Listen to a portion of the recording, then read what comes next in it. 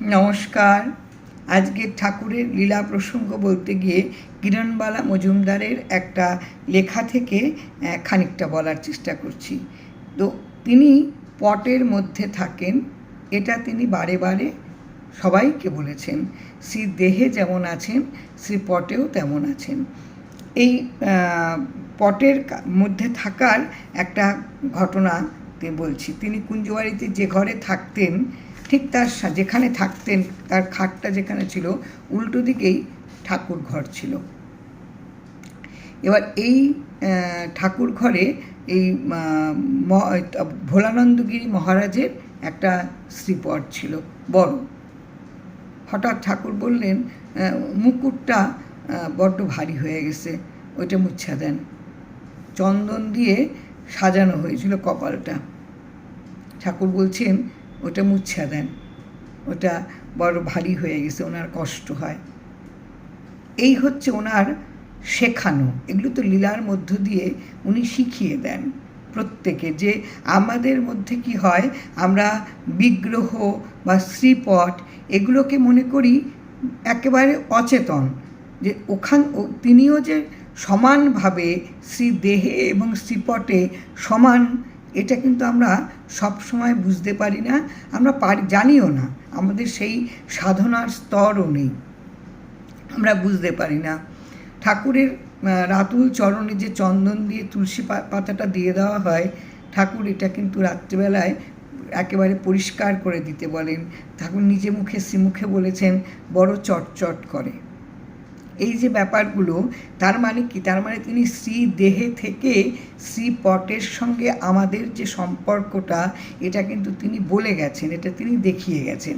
এবং এই রকমই যে পাওয়া প্রাপ্তি আমার একটু বলতে ইচ্ছে করছে। এই বেলঘরিয়ার সঞ্জীব ব্যানার্জি একটা প্রশ্ন আমাকে মাঝে মাঝেই করে, যে আমি ঠাকুরের দর্শন পেয়েছিলাম কিনা শ্রীদেহে। না, আমি পাইনি, কেননা ওনার তিরোধানের আগে আমার জন্ম হয়নি, কাজে ওনাকে আমার দেখা সম্ভব হয়নি। আর আমি অনেকটা বড় হয়ে, মানে বেশ বড় হয়ে গিয়ে আমার 2 ছেলে হয়ে গেছে, তারপরে আমি নাম পেয়েছি 2000 সালে আমি নাম পেয়েছি। তো যার জন্য আমি এবং ভবতোষ বন্দ্যোপাধ্যায়ের তিরোধান, তার চলে যাওয়ার 28 দিন আগে আমাকে তিনি হাতটা ধরেছিলেন, ভগবানের সঙ্গে সাক্ষাৎ করার জন্য করিয়ে দিয়েছিলেন তিনি। বোধহয় হাতটা তিনি খুব ভালো করে যত্ন করেই আমাকে তিনি ধরেছিলেন, যার জন্য প্রাপ্তিটা বোধহয় বেশ খানিকটা বেশি। ওনাকে বোধহয় প্রতিটা মুহূর্তে উপলব্ধি করতে পারা যায়। এবং বিভিন্ন আশ্রিত যারা পার্ষদ ছিলেন ঠাকুরের, তাদের সঙ্গে ঠাকুরের লীলা বা তাদের যেভাবে প্রাপ্তি, নিজেদের জীবনেও কিন্তু অনেক ক্ষেত্রে এগুলো বেশ মিলে যায়। শ্রী দেহে যা পেয়েছে, শ্রীপটেও কিন্তু সমানভাবে পাওয়া যায়, যেমন তিনি বলেছেন, সত্যি সত্যিই তাই। আমি কালকের কথাটাই বলি আগে।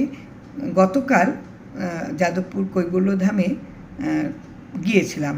সেখানে সন্ধেবেলায় যখন কীর্তন হচ্ছে, তখন আমি একদম কীর্তনের দলের পাশেই বসেছি, ঠাকুর কাছাকাছি, কিন্তু আমি না ঠাকুরের মুখ বা ওই রাতুল চরণ আমি দেখতে পাচ্ছিলাম না, স্পষ্ট দেখতে পাচ্ছিলাম না, পুরো একদম আবছা। তো আবছা লাগছে, মনটা খুব খারাপ লাগছে যে এতটা কাছে বসেছি, কিন্তু ঠাকুরের মুখটা পরিষ্কার দেখতে পাচ্ছি না। যেন ঠাকুরের চোখের সঙ্গে আমার চোখ, ঠাকুরের সম্পূর্ণটা যেন আমি উপলব্ধি করতে পারছি না, কোথায় যেন একটা একটা অস্পষ্ট ভাব। তো আমি কি করলাম, একটু যেন দেখা যায় সেজন্য মোবাইলটায় আমি অন করে জুম করলাম, যাতে ঠাকুরকে একটু ভালো করে দেখতে পাওয়া যায়। এবার আশ্রমে মোবাইল চালাতে দেয় না, মোবাইল অফ করে দিতে বলে, তবুও আমি খানিকটা জুম করে ঠাকুরকে দেখতে পেলাম। বেশ মুখটা পরিষ্কার দেখলাম, রাতুল চরণ পরিষ্কার দেখলাম, দেহটাও আমি একদম পরিষ্কার দেখতে পারলাম। এর আগে পর্যন্ত কিন্তু আমি এতটা পরিষ্কার করে দেখতে পাচ্ছিলাম না, আর মনটা খারাপ লাগছিল। ফোনটা বন্ধ করে দিলাম। এরপরে পুজোটা প্রায় এই এই মোবাইলে তাকে দেখার পর থেকে প্রায় আরও 1 ঘন্টা 45 মিনিট তো পুজোটা হয়েছে। আমি কিন্তু ঠাকুরকে ওই জুম করা অবস্থায় যেমন ঠাকুরকে দেখেছি, আমি একভাবে ঠাকুর সেরকমই দেখে গেলাম। ওই মনে হলো যেন একদম আমার সামনে ঠাকুর, একদম পরিষ্কার মুখ, পরিষ্কার তার দেহ এবং ওই রাতুল চরণ।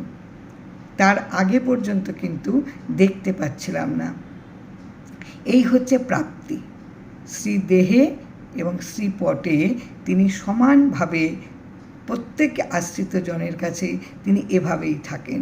ওই যে ভেতরে কষ্ট হচ্ছিল ঠাকুরকে আমি দেখতে পাচ্ছি না, তার জন্য আমি মোবাইলের সাহায্য নিয়েছিলাম, কিন্তু ঠাকুর দেখিয়ে দিলেন, এই তো আমাকে দেখো, এবার এই তো দেখতে পাবে।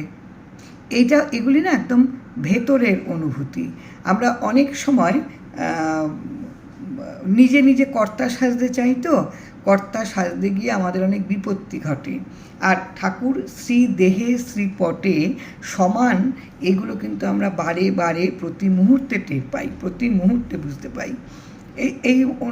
উনি আমাকে জানতে চেয়েছেন, আপনি শ্রীপটে বা কোনো কিছু আপনার উপলব্ধি হয়েছে কিনা, কিছু আপনার অনুভূতি হয়েছে কিনা। এই যে কালকে আমার এটা উপলব্ধি হয়েছে এবং এটা কিন্তু আমি পরিষ্কার দেখেছি, আর এটা আমার একদম ভীষণ ভেতরের অনুভূতি। আমার ভেতর কাঁপছিল যে এ কি আমি দেখছি, এত কাছে, মনে হচ্ছে জুম করলে যেমন একদম কাছে চলে আসে, ঠিক তেমনভাবেই আমি ঠাকুরকে দেখতে পেয়েছি। এই হচ্ছে প্রাপ্তি ঠাকুরকে। এই যেমন তিনি ইসেকে বলেছিলেন, কুঞ্জবাবুকে বলেছিলেন, মাথার মুকুটটা মুচ্ছা দেন, বড় ভারী, ওইটা মুচ্ছা দেন, কষ্ট হইব। তার মানে কি? তার মানে শ্রীপটে সমানভাবে ভাবতে হয় যে শ্রীদেহে কী কী কষ্ট হয়। শ্রীদেহে থাকতে গেলে, শ্রীদেহে আমরা যেমন যেমন যত্ন করি, শ্রীপটেও ততটাই যত্ন করতে হয়। এটা কিন্তু ঠাকুর নানান লীলার মধ্য দিয়ে ঠাকুর বুঝিয়ে দেন। এটা বারে বারে কিন্তু এটা সব সময় সবাই সেটা কিন্তু বুঝতে পারে। তো এই শ্রীপটে প্রাপ্তির কথা বলছি। একবার পুরীতে বেড়াতে গিয়ে চিল্কাতে আমরা ঘুরতে যাব। তো আমার একটা অভ্যেস, এটা ঠাকুর কৃপা করেন। আমার বিশ্বাস যে কোথাও যাওয়া মানে ঠাকুরের সঙ্গে আমরা যাচ্ছি, তাই ঠাকুর আমার সঙ্গে থাকেন, ঠাকুর নিজেই আমাদের নিয়ে যাচ্ছেন। এবার চিল্কাতে যাব, টিকিট কাটতে লাইন দেওয়া হয়েছে, আর প্রথম আমি চিল্কায় যাচ্ছি, মানে ওই চিল্কা হ্রদটা আমি উঠব, আমি কোনোদিন এর আগে যাইনি। তো আমি ওই করেছি, টিকিটটা কাটার সময় আমি খালি ঠাকুরের শ্রীপট আমার এখানে থাকতো, ঠাকুরের শ্রীপট কোলের কাছে নিয়ে আমি যাতায়াত করি, ঠাকুর আমাকে করান। তো আমি ঠাকুরের দিকে তাকিয়ে বলছি কি যে তুমি তো যাবে, একটা বেশ নতুন ঝকঝকে নৌকো যদি হয় তাহলে বেশ আমার মনটা আনন্দ হয়। আমি কিন্তু এটা একদম মনে মনে বলেছি ঠাকুরের কাছে যে তুমি যাবে, তুমি এই হ্রদটা তুমি পরিক্রমা করবে, একটু নতুন নৌকোতে যদি তুমি ওঠো তাহলে খুব ভালো লাগবে। এবার টিকিট কেটে তো লাইনে দাঁড়িয়েছি, পরপর যার যার গ্রুপ চলে যাচ্ছে, আর নৌকোগুলি আমার কোনোটাই পছন্দ হচ্ছে না, কিন্তু আমার মনে মনে ব্যাকুল চাওয়া যে একটা নতুন নৌকো যদি হয়, ভালো পরিষ্কার দেখতে, ঠাকুর যাচ্ছেন বলে কথা। এরপরে আমাদের পর্ব এলো, একেবারে নতুন ঝা চকচকে নৌকো, এবং যে নৌকো চালক সে বলছে আপনাদের নিয়েই এই নৌকোটা কিন্তু উদ্বোধন হচ্ছে। আমি ঠাকুরের দিকে তাকালাম, তাকিয়ে বললাম, কে যাচ্ছে সঙ্গে তা তো তুমি জানো না, কাজে তিনি তো নতুন নৌকোতেই যাবেন, স্বয়ং নারায়ণ যাচ্ছেন তোমার নৌকোতে করে। বেশ, এবার সুন্দর ঝলমলে দিন, নৌকো চালু হলো, নৌকোটা চলছে।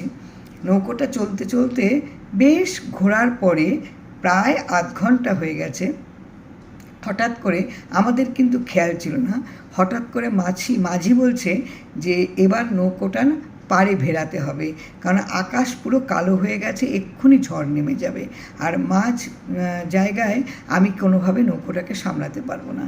দেখা গেল নিমেষেই বেশ একটা ঝোড়ো হাওয়ার পরিস্থিতি, আকাশটা কালো, আর আশেপাশে কোনো নৌকো নেই।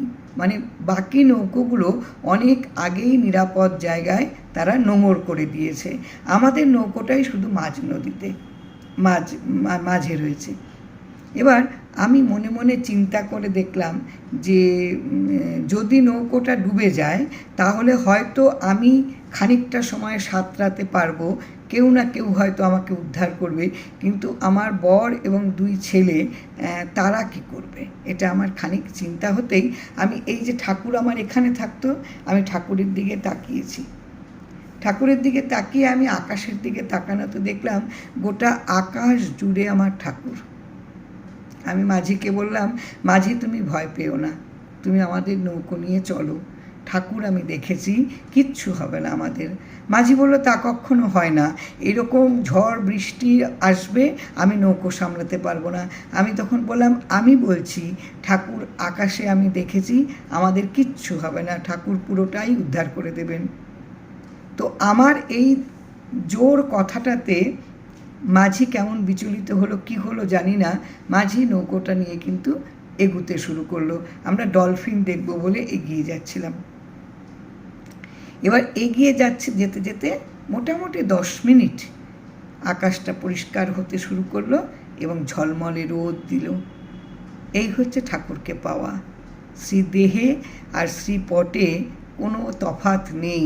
ঠাকুর যে একটা কথা বলতেন যে এই দেহটারে নিয়ে টানাটানি করেন কেন, ঘরে তো শ্রীপট আছে, সেখানেই তো আমি সমানভাবে আছি। ভীষণ সত্যি কথা, এর মধ্যে কোনো ভুল নেই। একেবারে সত্যি সত্যি যদি তার সামনে দাঁড়ানো যায়, ওই স্মিত হাসি এবং তার চোখের দিকে তাকালে কত কথার যে উত্তর পাওয়া যায়, এটা একমাত্র আশ্রিত ভক্তজনই জানে যে ওনার কাছ থেকে কত কথার উত্তর পাওয়া যায়, কতটা প্রাপ্তি হয়। এক এক সময় মনের অনেক উথাল পাথাল পরিস্থিতি আসে এবং স্থির সিদ্ধান্ত নিতেও কিন্তু বিব্রত হয়ে পড়তে হয়। ওই যে শ্রীপটে ঠাকুর আছেন, একটাই তো আমাদের নিশ্চিন্ত কথা, ঠাকুর আছেন, যেমনভাবে তিনি পারেন চালিয়ে নিয়ে যাবেন, ঠিক চালিয়ে নিয়ে যান। একদম কোনো জায়গায় তিনি কখনো কাউকে কষ্ট দেন না। আর যতটুকু আমার বিব্রত হওয়া বা আমার লাঞ্ছিত হওয়া বা কষ্ট পাওয়া, এ আমার প্রারব্ধ ভোগ তো করতেই হবে। আমার অদৃষ্টে যা লেখা, এ তো আমায় ভোগ করতে হবেই। এটা ভোগ করতে গিয়ে যদি আমি দ্বিধাবোধ না করি, আমি যদি কষ্টকে যদি প্রাধান্য না দেই, আমি যদি ভোগ করে যাই এবং দিবানিশি যদি তার সঙ্গে থাকতে পারি, তাহলে তিনি শক্তি দেবেন, তিনি উদ্ধার করবেন। এর থেকে আর ভালো কথা আর কিচ্ছু হয় না, যে এর থেকে চরম সত্যি আর কিচ্ছু নেই, যে ঠাকুর আমাদের সঙ্গে থাকেন। এই যে আমি এই কথাগুলি আমার অনুভূতির কথা বললাম, ঠিক এটা একটু মিলল কিরণবালার কথায়। তিনি বলছেন যে পায়ের যে চরণ তুলসীটা দেওয়া হয়, সেটা তো শ্রীপটে দেওয়া হয়, তিনি শ্রীদেহ থেকে বলছেন ওটাকে মুছে দিন, বড় চটচট করে। তাহলে দেখুন, শ্রীপটে তিনি সমানভাবে বিদ্যমান। আমরা সত্যিই তো শ্রীদেহে, আমাদের মানুষের দেহেই আমরা একটা কোনো কিছু যদি অনবরত দেহে থাকে, তাহলে আমাদের তো একটা ইরিটেশন হয়। কিন্তু আমরা কি করি, আমরা ঠাকুরের শ্রীপটে বা তার পাদুকায় একটা সারাদিন ধরে একটা চরণ তুলসী দিয়ে রাখি। ঠাকুর কিন্তু বলে দিলেন যে ওই শ্রীপটে দিলেও ওনার চটচট করে, ওনার শরীর ভালো লাগে না ওনার। এই যে প্রত্যেকটা জিনিস তিনি শ্রীপট আর শ্রীদেহ সমানভাবে, এটা কিন্তু তিনি বারে বারে বুঝিয়ে দিয়েছেন। শ্রীপটের কাছে শুধু চেয়েছিলাম একটা নতুন নৌকোতে ঠাকুর তুমি উঠো, আমার এটা মনের ইচ্ছে। সত্যি সত্যি কয়েকটা একটু আগে বা একটু পরের ব্যাচ হলেই তো ওই নৌকোটা আমি পেতাম না। এই যে শ্রীপটের কাছেও যে তোমার মনের ইচ্ছা, এটা কিন্তু ঠাকুর শুনতে পেয়েছেন। গতকাল আশ্রমে এই যে আমার মনের মধ্যে কষ্ট হচ্ছিল, আমি ঠাকুরের মুখটা ভালো করে দেখতে পাচ্ছি না, ঠাকুরের ওই রাতুল চরণ দেখতে পাচ্ছি না, আমার খুব কষ্ট হচ্ছিল। এই কষ্টটা যাতে আমি দূর করতে পারি, মোবাইলে আমি জুম করে দেখার চেষ্টা করেছিলাম। তিনি শুনেছেন যে আর তোমার মোবাইলের দরকার নেই, আমিই তোমাকে দেখা দেব। একেবারে পরিষ্কার, যেন মনে হচ্ছে এই তো আমি হাত বাড়ালেই ছুঁতে পারবো, জুম করলে যেমন মনে হয় যে এই তো হাত বাড়ালেই ছুঁতে পারছি। একেবারে বড় ঠাকুরের যে শ্রীপটটা বসানো হয় তার থেকেও বড় করে ঠাকুর একদম চোখের সামনে, পরিষ্কার চোখ মুখ একেবারে পরিষ্কার, রাতুল চরণ পরিষ্কার। এই যে হচ্ছে ব্যাপার, এইভাবে অনুভূতি করা যায়, ঠাকুরকে পাওয়া যায়, ঠাকুরকে উপলব্ধি করা যায়। এভাবেই ঠাকুর আমাদের মাঝে ধরা দেন। জয় রাম, জয় রাম।